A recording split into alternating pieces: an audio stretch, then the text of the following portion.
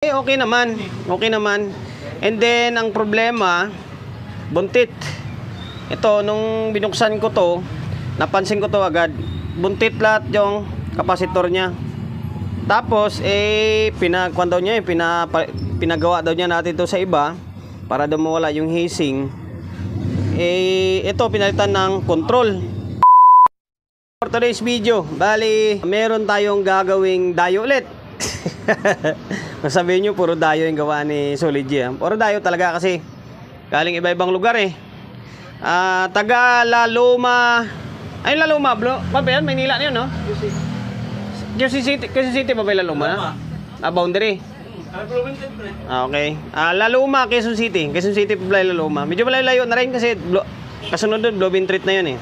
Maraming salamat kay Sir na pinagkakatiwalaan tayo.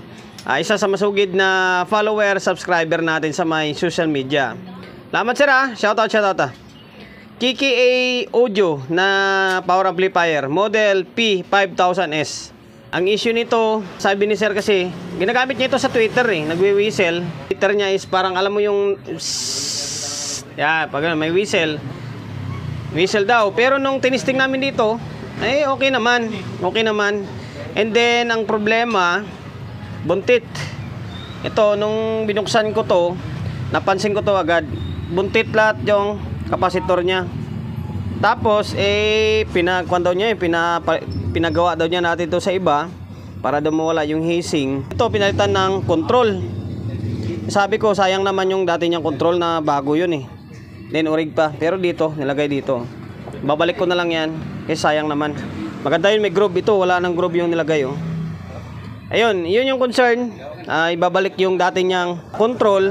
Tapos ito, pinapapalitan sa atin. Sabi ko palitan na oh. Baka sabihin nyo, hindi naman buntit. Kasi buntit talaga siya. Tinanggal nga namin yung takip oh, para makita talaga na kung alsa talaga yung puwitan niya. Buntit talaga siya. Yan. Ano kayang dahilan nito? Bakit nabuntit ito? Palitan ko ito. Papalit natin dyan is 80 volts na 10,000 microfarad. Mangyari, medyo mataas lang ng konti, pero saktuhan lang. Halos papantay lang siya dito. Yan. Orig ito. Diamak na mabigat siya. Oh. Orig. Palitan natin lahat yan. 8. Bago natin i-troubleshoot ito or gawin ito, pahaging ko muna sa inyo yung disenyo niya. Yan. Kahawig lang ng CE5 ito. CE5 ng Ace. Halos isang board lang yung ginamit.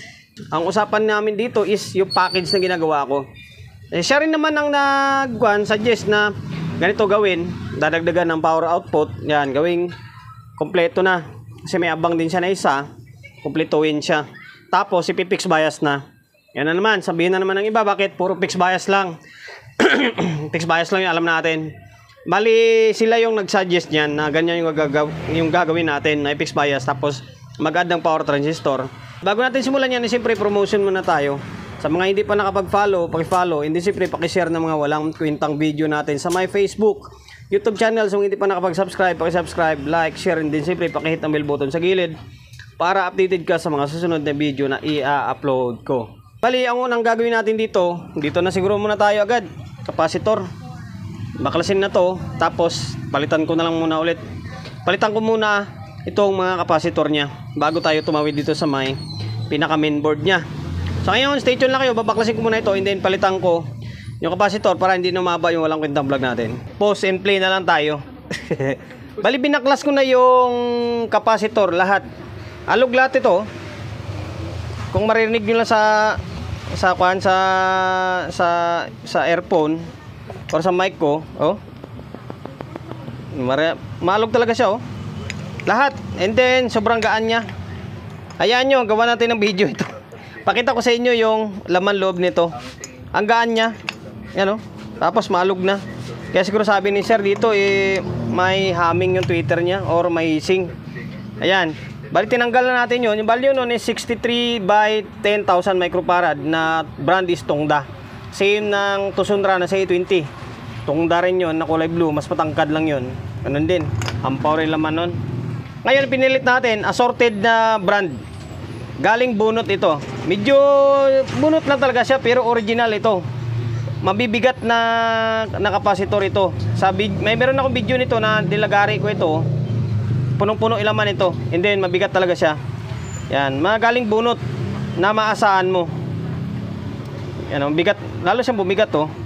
Ang nilagay natin is 80 volt by 10,000 na mas maganda. Merong headroom, mas mataas yung headroom na hindi siya alanganin, kumbaga. Tapos ito yung back niya or likod niya. Hininang natin ng todo. Okay. 80 volts by 10,000 microfarad. Yan, iba-iba yung brand. Ito naman Kiwan, LSDR. Yan, pero parehas lang sila na 80 by 10,000 microfarad. Okay, tapos na natin palitan ng capacitor. Ang gagawin natin sunod dito is babalik ko muna ito board, and then magdagdag tayo ng output, tapos i-fix bias na natin to. Bago natin baklasin itong channel 1 and channel 2 na main board, ito muna, pakita ko muna sa inyo yung naging kalabasan niya. Ito na siya, mas angas na siya tingnan. Baka sabihin nyo, hindi na matakpan, halos pantay lang siya. Okay. Sakto lang yan pag nilagay yung takip, halos sagaran lang siya. Angas, mas angas siya tingnan kasi lumaki siya, mas maganda tingnan. Ngayon naka-plug in yan, naka-bulb muna tayo. Ito.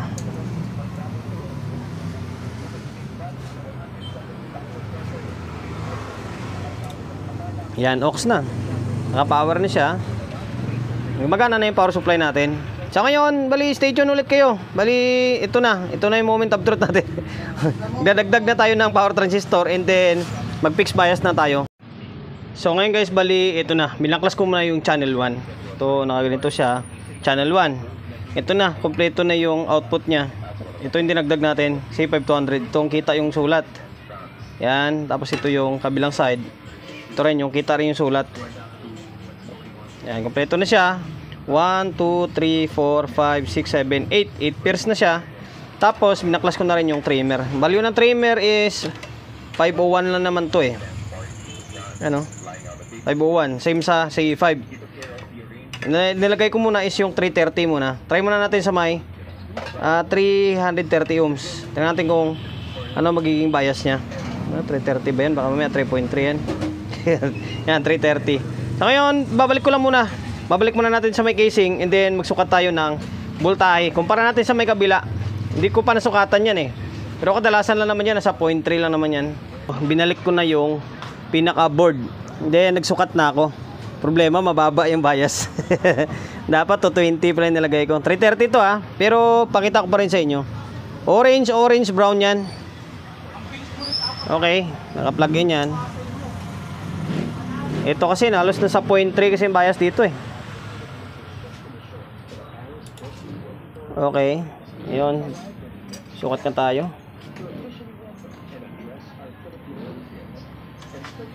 Ito yung stock. Baliktad, baliktad.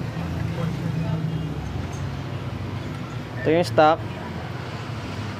Ayun, alas na sa 0.3 siya alas na sa 0.3. Sa totoo lang, may isipan ko kaninang bumili ng tester, kaso napamahalan sa akin to Kaya sabi ko, wag muna. Ito yung Phoenix natin. Nasa kulang-kulang 0.25 lang siya Hop, Umikit. Alanganin siya Palitan natin ng 220. Gawin natin 220 yan. Palitan natin para umangat siya ng konti, para halos pumantay dito. So ngayon, stay tuned na ulit kayo. Ganun talaga yan, dagdag bawas. So ngayon guys, bali ito, pinalitan ko na. Pinalitan ko na ng resistor. Ayan, 220 ang nilagay natin. Red, brown naman. Kanina, orange, brown. Ito red, brown, 220. Yan, para mabilis tayo. Ayun, ulit. Ngayon, ito, sukat tayo. Ito yung stock. Stock. Ayan, nasa 0.3. Ito yung pinalitan natin ngayon, 220. Sana yun? Ayan parehas ba? Na 0.3. Ito yung stock. Ito yung nilagay natin na fixed na 220. Yan tutok natin halos na sa 0.3. Ayun, okay na. Next move na gagawin natin, siyempre, itong kabila naman. Kumbaga, pinahuli lang natin to para may paggagayahin tayo ng sukat niya or ng voltahe niya. Ayun, stay tuned lang ulit kayo. Magpipix lang ulit ako rito. Tapos, diretso na siguro. Kasi, ito kasing pinapakuan kasi ni bossing to pinapabalik niya yung dating control. Babalik na lang natin to.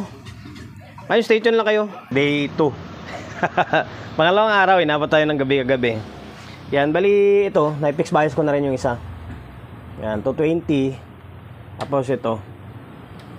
Tapos nagpalit na rin tayo ng control. Ating control niya, binalik natin. Ito. Value nito is 10K. Buti tinabi ni sir.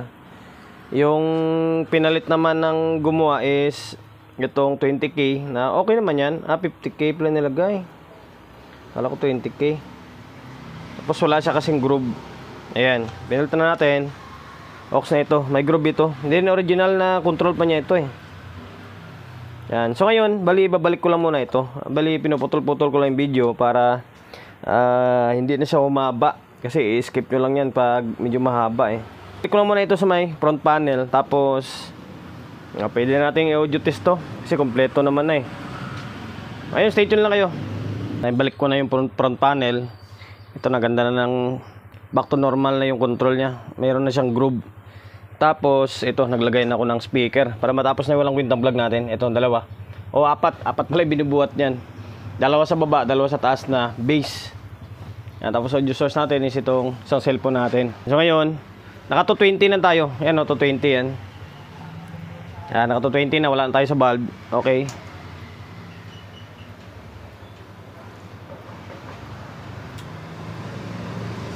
Ano, okay na.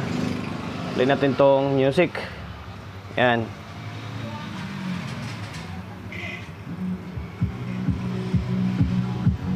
Channel 1. Channel 2. Ayan o.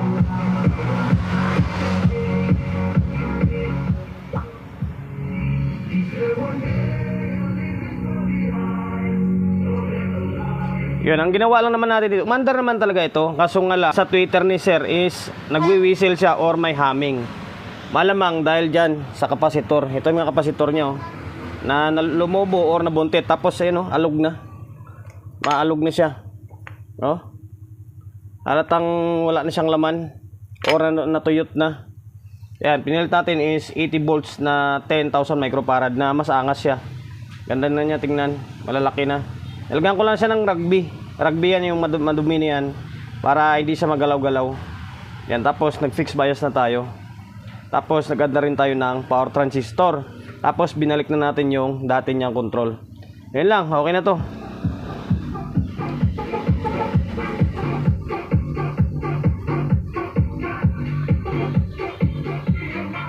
Hanggang dito na lang. Sir from Laloma, Quezon City. Bali okay na yung KK audio na power amplifier mo, model P5000S. Yan, goods na ito. Maraming salamat sa pagkakatiwala mo ng unit mo rito sa akin, sir. Yun, bago tayo magtapos, siyempre shop natin always on the go na 24/7. So mga gustong magpa-repair along sa Uyo, Quezon City and number 61 Don Julio Gregorio Street, sa Uyo Road, sa Uyo, Quezon City. Social media pages natin sa mga hindi pa nakapag-follow, paki-follow, hindi siyempre paki-share ng mga walang kwentang video natin sa my Facebook, YouTube channel. Sa mga hindi pa nakapag-subscribe, paki-subscribe, like, share, and then siyempre paki-hit ng bell button sa gilid para updated ka sa mga susunod na video na i-upload ko. Ingat, God bless, and then peace atin lahat.